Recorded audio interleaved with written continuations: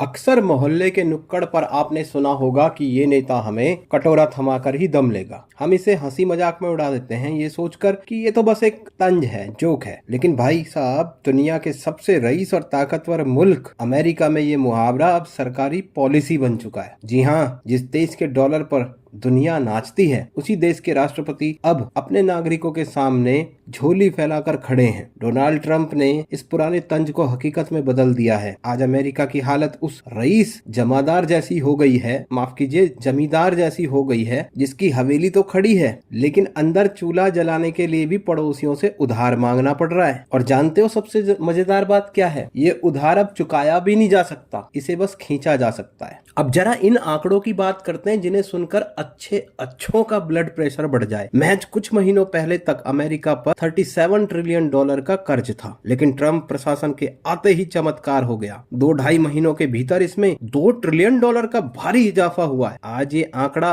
39 trillion dollar को चूम रहा है, यानी अमेरिका की कुल कमाई से भी 120% ज्यादा कर्ज। साहब 39 ट्रिलियन, इसे अगर रुपयों में गिनने बैठेंगे ना तो कैलकुलेटर धुआं छोड़ देगा और आपकी उंगलियां घिस जाएंगी। लोग ट्रंप को वोट इसलिए दिया था लोगों ने कि ये बिजनेसमैन आदमी है, हिसाब किताब दुरुस्त करेगा। पर यहाँ तो मामला ही उल्टा पड़ गया। ट्रंप चाचा ने तो एक साल में उतना कर्ज चढ़ा दिया जितना भारत की कुल जीडीपी है। इसे कहते हैं आमदनी अठन्नी और खर्चा पूरे खानदान की जायदाद खाना। अब आप पूछेंगे कि इस कर्ज को उतारने के लिए चाचा के पास प्लान क्या है? ट्रंप सरकार एक ऐसा मास्टर प्लान लाई है जिसे सुनकर आप अपना सिर पकड़ लोगे भाई साहब, बाल खींच लोगे। अमेरिकी संसद में एक रोस्टर पेश किया गया है जिसके तहत सरकार अब लोगों से डोनेशन यानी भीख मांग रही है। बिल्कुल पाकिस्तान की तरह ऑनलाइन और ऑफलाइन हर जगह झोली फैला दी गई है। और मजे की बात देखिए, सरकार कह रही है अगर आप देश का कर्ज उतारने के लिए चंदा देते हैं तो आपको टैक्स में छूट मिलेगी।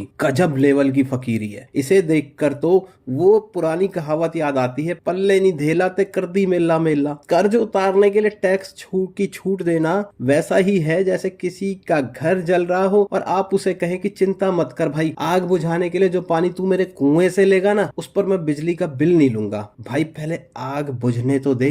हैरानी की बात तो यह है कि 39 ट्रिलियन डॉलर का हिसाब तब का है जब ईरान के साथ युद्ध की तपिश अभी शुरू भी नहीं हुई थी। अमेरिकी नौसेना ने ईरान की घेराबंदी कर रखी है जिसमें हर दिन अरबों डॉलर फूक रहे हैं। ट्रंप ने अमेरिकी सेना का बजट 850 अरब डॉलर से बढ़ाकर सीधा 1.5 ट्रिलियन डॉलर कर दिया। ये करीब 100% की छलांग है। अब आप खुद सोचिए, जब 1.5 ट्रिलियन डॉलर का ये भारी भरकम जखीरा अमेरिकी फौज इस्तेमाल करेगी तो दुनिया का नक्शा बदलेगा या नहीं? और देखिए, दुनिया की इसी बदलती हुई हकीकत और मोर्चे की हर हलचल को ट्रैक करना हमारी जिम्मेदारी है। अगर आप चाहते हैं कि वैश्विक कूटनीति की ऐसी गहरी इनसाइट्स आपको मिलती रहे, अभी इस चैनल को सब्सक्राइब करके मोर्चा फैमिली का हिस्सा बनिए, क्योंकि जब दुनिया बदल रही हो तब आपका अपडेट रहना सबसे जरूरी है। इतने भारी बजट से नए युद्धपोत और मिसाइलें खरीदी जाएंगी तो उन्हें पालने का खर्चा भी उसी लेवल का होगा। यानी ये खर्चा एक बार का नहीं है। ये तो वो सफेद हाथी है जिसे पालने में ही अमेरिका की